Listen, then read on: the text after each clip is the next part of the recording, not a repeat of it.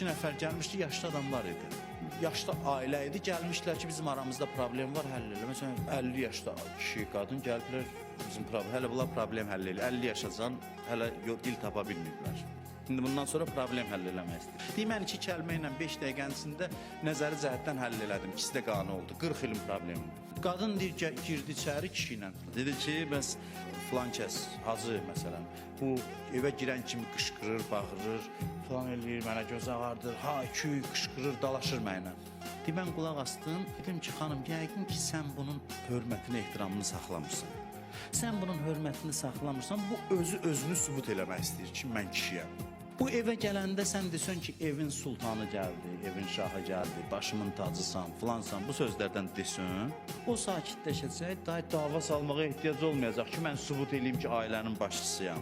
Sən onu bu sözlərlə və bu münasibətlə sakitləşdir, o da qışqırmasın. Sonra mən soruşdum qadından ki, siz təhqir eləyirsiniz həyat yoldaşınızı. Burada kişinin ürəyi açıldı. Dedi, təhqir eləyirsiniz nədir? Bunun dilinin zikri budur. Bu qab yuyur, məni söyür. Paltar ötləyir, məni söyür. Bunun zikridir də bu, dilinin zikridir. Sən evə kişi gələndə denən evin ali baş komandandır gələn. Bunun istədiyi budur. Kişinin qüruru önəmlidir. Sən ona təvazökarlıq göstər, dava ilə özünü təsdiq eləməsin sənin üçün.